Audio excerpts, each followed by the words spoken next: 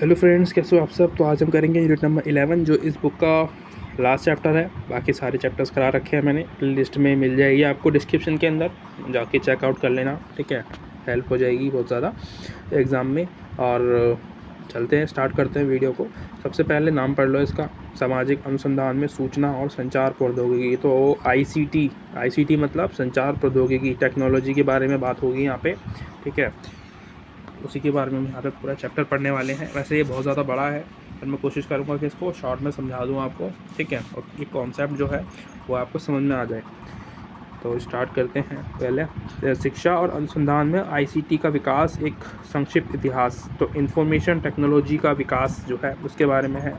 तो ये 3000 साल ईसा पूर्व में हुआ। ठीक है, यानी कि 3000 साल ईसा पूर्व से मतलब है अभी जो समय चल रहा है 2023 चल रहा है। ठीक है, 2023 यानी कि 2023 साल को हटा के जो पीछे का जो 30 अगर हम पीछे जाएं 3000 साल पहले, तो वो तब की बात है। ठीक है, तब से जो है लिखने की कला है, लिखने का जो तरीका है वो शुरू हुआ है। ठीक है, सबसे पहले जो लोग थे, जब सबसे पहले मिस्र के लोगों ने लिखना स्टार्ट किया था।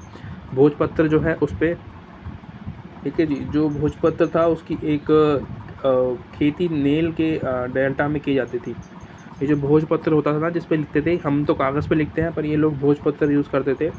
और जो इसकी खेती होती थी वो डेल्टा में होती थी। ठीक है, नील का जो नील जहाँ से निकलता है वहाँ पे डेल्टा होता है, उसमें इसे बड़े पैमाने पर उगाया जाता था, एक तरीके से मिट्टी की तरह आप बोल सकते हो इसको। ठीक है, जिसके बाद लोगों में लेखन की होड़ लगने लगी। क्योंकि क्या होता था ना, पहले के लोग क्या करते थे कि कुरेद के एक छोटी सी पेंसिल या कुछ लकड़ी की तरह होती थी। ठीक है, और मिट्टी का वो बना के एक चौकोर सा उसमें लिखते थे चीज़ों को, है ना।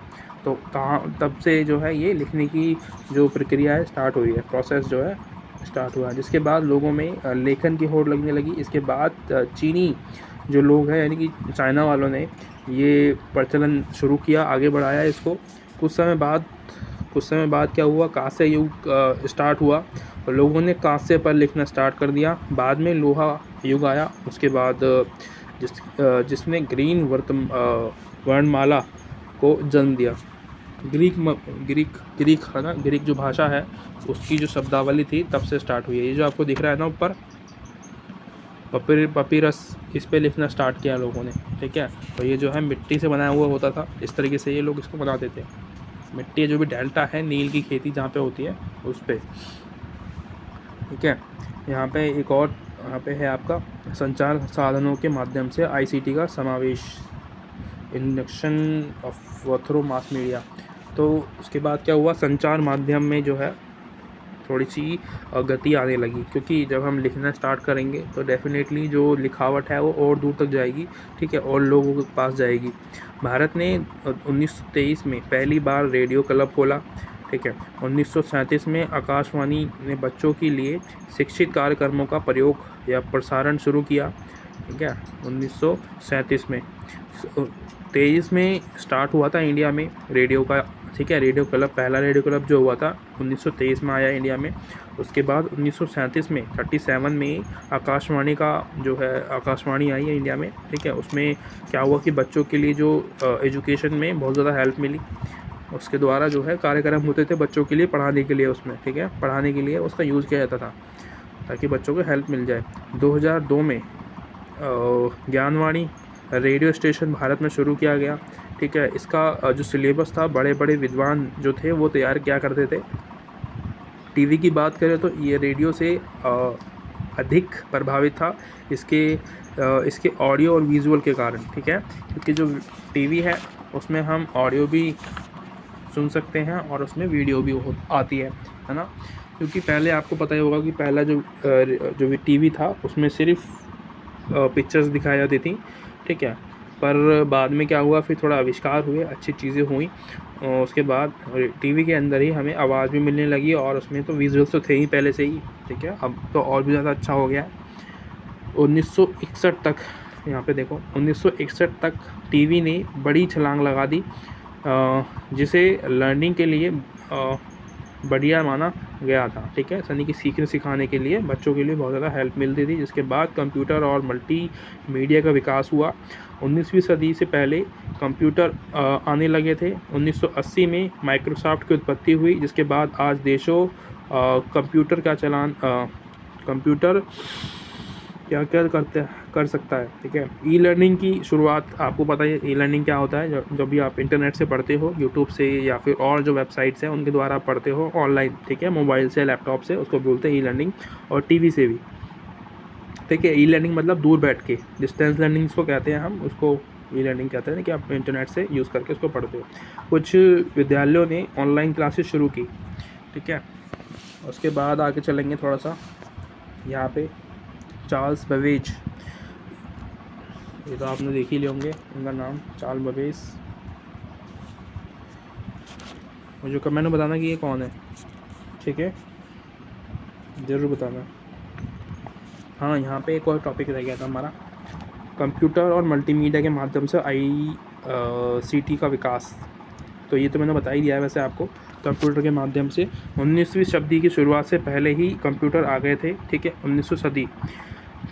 और 1980 में माइक्रोसॉफ्ट डिस्क ऑपरेटिंग सिस्टम की उत्पत्ति हुई। इसके बाद 1982 में एक अमेरिकी बहुराष्ट्रीय प्रौद्योगिकी company international business machine corporation, जिसका मुख्यालय न्यूयॉर्क में था, उसने घरेलू और प्रौद्योगिकी दोनों उद्देश्यों के लिए व्यक्तिगत कंप्यूटर पेश किए।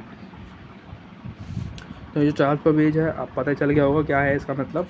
इन्होंने कंप्यूटर का जो है माइक्रोसॉफ्ट स्टार्ट किया है।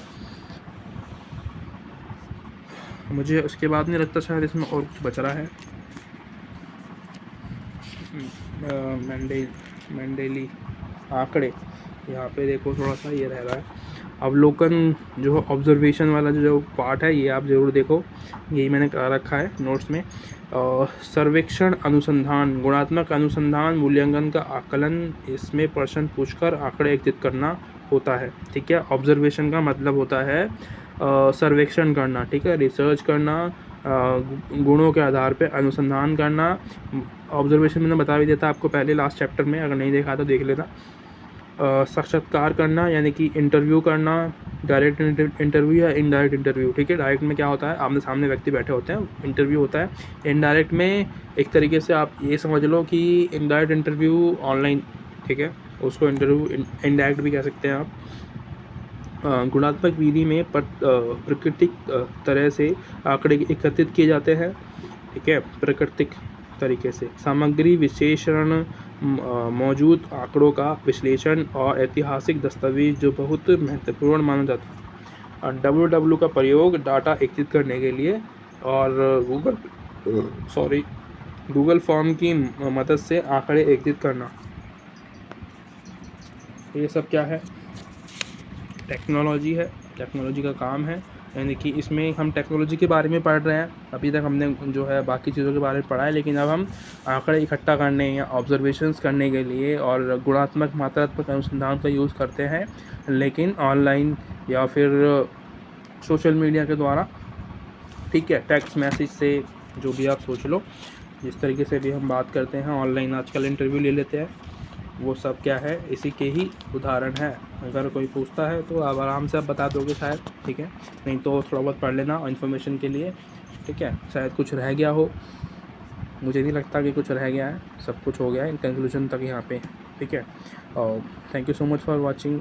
अगर आपको अच्छा लगा वो वीडियो तो लाइक सब्सक्राइब कर देना। ये हमारी लास्ट वीडियो है, इसके बाद शायद इस टॉपिक पर तो वीडियो नहीं आएगी। और हाँ, क्वेश्चन आंसर ज़रूर कर लेना इसके, ठीक है, प्रीवियस ईयर के सॉल्व कर लेना, और आपके एग्ज़ाम के लिए इतना काफ़ी है। ठीक है, मिलते हैं अगली वीडियो में। Thank you so much.